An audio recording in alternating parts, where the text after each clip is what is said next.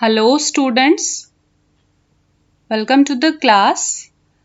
Cell and molecular biology unit हमने start करी हुई थी और प्रीवियस लेक्चर में ग्राम स्टेनिंग के बारे में हमने पढ़ा था। उससे पहले प्रोकैरियोटिक सेल ऑलरेडी डिस्कस कर चुके हैं। अगर आपने नहीं देखा है लेक्चर अपलोडेड है चैनल पर, आप देख सकते हैं। ग्राम स्टेनिंग एक्सप्लेन कर दी थी। उसके बाद आज यूकैरियोटिक सेल्स के बारे में पढ़ेंगे। यूकैरियोटिक सेल्स कौन से होते हैं? देखिए, जिनके पास वेल ऑर्गेनाइज्ड न्यूक्लियस होता है। वेल ऑर्गेनाइज्ड न्यूक्लियस का मतलब क्या है कि न्यूक्लियस के चारों ओर एक न्यूक्लियर एनवेलप होगा। मींस क्या होगा? न्यूक्लियर मेम्ब्रेन होगी। इंपॉर्टेंट कैरेक्टर्स क्या होते हैं? साइटोस्केलेटल स्ट्रक्चर होता है, अभी आगे पढ़ेंगे, और मेम्ब्रेन बाउंड ऑर्गेनल्स होती हैं। ये मेन फीचर्स हैं यूकैरियोटिक सेल का। ऑर्गेनल्स के बारे में भी डिस्कस करेंगे।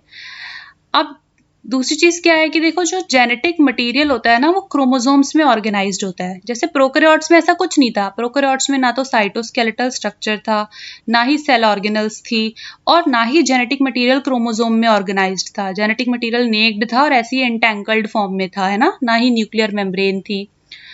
तो जो यूकैरियोटिक सेल्स होते हैं वो किस में होते हैं? जैसे कि प्रोकैरियोट्स के लिए मेनली हमने कहा था बैक्टीरिया होता है और ब्लू ग्रीन एल्गी है। तो लेकिन यूकैरियोट्स जो होते हैं वो किस में होते हैं? प्रोटिस्टा में, फंजाई में, प्लांट्स में और एनिमल्स में। ठीक है, यानी कि सिर्फ बैक्टीरिया ही ऐसा है जो प्रोकैरियोटिक सेल में आता है। इसमें क्या होता है? सेल एनवेलप से कवर्ड होता है, और जो सेल एनवेलप है, मतलब जैसे ये एक सेल है, यूकैरियोटिक सेल है, अब इसके चारों ओर एक सेल एनवेलप होगा। अगर तो एनिमल्स हैं तो उसके केस में क्या होगा कि जो सेल एनवेलप है वो सिर्फ और सिर्फ उसकी प्लाज्मा मेम्ब्रेन से बनता है, एनिमल्स के केस में। लेकिन अगर हम बात करें प्लांट सेल की, तो जो सेल एनवेलप है उसमें प्लाज्मा मेम्ब्रेन तो होगी ही होगी, उसके अलावा सेल वॉल भी होगी।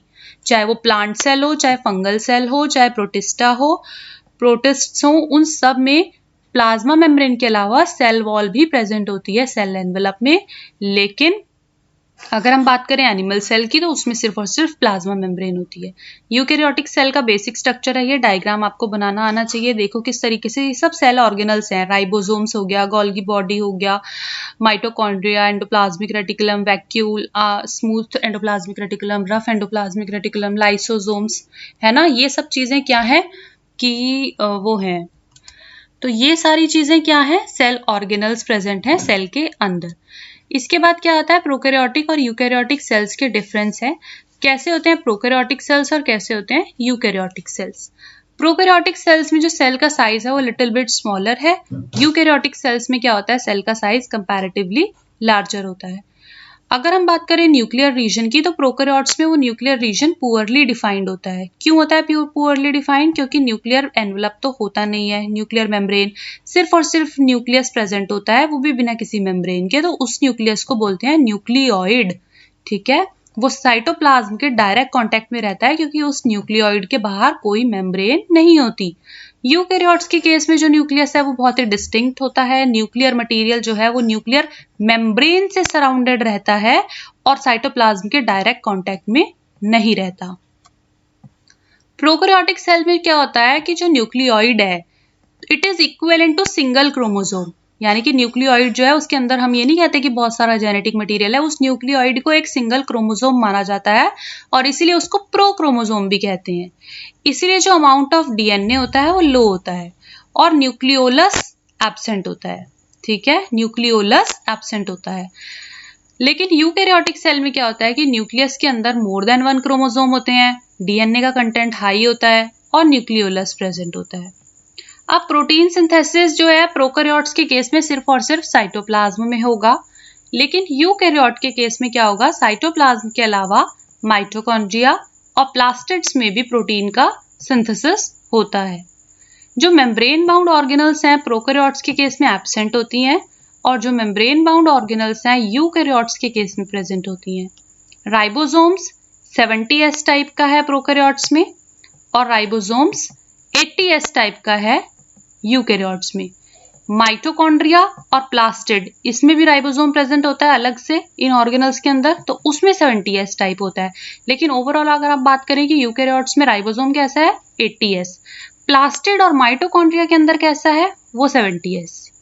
ठीक है, सेंट्रियोल्स एब्सेंट होते हैं प्रोकैरियोटिक सेल्स में, और यूकैरियोटिक सेल्स में प्रेजेंट होते हैं। ये एक टाइप की ऑर्गेनल ही है, cell organelle. True sap vacuole, vacuole जो है वो एब्सेंट होता है। गैस वैक्यूल प्रेजेंट हो सकते हैं प्रोकैरियोट्स में, लेकिन यूकैरियोट्स में क्या होता है, वैक्यूल्स भी प्रेजेंट होते हैं, जैसे कि प्लांट सेल्स में बहुत बड़े वैक्यूल्स होते हैं ना। थाइलाकॉइड्स अगर हैं प्रोकैरियोट्स में तो वो साइटोप्लाज्म में ऐसे फ्रीली रहेंगे। और यूकैरियोट्स में कैसे होते हैं, थाइलाकॉइड्स अगर प्रेजेंट हैं तो वो ग्रुप की फॉर्म में रहते हैं, क्लोरोप्लास्ट ऑर्गेनल के अंदर रहते हैं, ग्रुप बना के क्या फॉर्म करते हैं, ग्रैनम। ठीक है। प्रोकैरियोटिक में क्या होता है, additional small circular DNA segment होती है जिसको हम प्लाज्मिड कहते हैं। और यूकैरियोट में क्या होता है कि प्लाज्मिड एब्सेंट होता है। प्रोकैरियोट्स में क्या होता है, सिंगल एनवेलप सिस्टम होता है, और यूकैरियोट्स में क्या होता है, डबल या फिर कह सकते हैं 2 एनवेलप सिस्टम होता है। ठीक है। सो प्रोकैरियोट्स और यूकैरियोटिक सेल में ये डिफरेंस था। फिगर भी आप देख सकते हैं, जो पहला फर्स्ट लेक्चर है, इससे पहले ग्राम स्टेनिंग का लेक्चर है, उससे पहले प्रोकैरियोटिक सेल का लेक्चर जो है उसमें प्रोकैरियोट्स का फिगर मिल जाएगा, स्ट्रक्चर। और यहाँ पे मैंने इसी लेक्चर में यूकैरियोट का फिगर भी बताया है। सो आपके अगर डिफ्रेंशिएट करने के लिए आता है एग्जाम में, आप डिफरेंसेस लिख सकते हैं, दोनों का फिगर बना सकते हैं और उसको कंपेयर करके दिखा सकते हैं। सो होप द कॉन्सेप्ट जो है प्रोकैरियोटिक सेल यूकैरियोटिक सेल का क्लियर है, दोनों के बीच के डिफरेंसेस भी क्लियर हैं आपको। So will see you soon next class.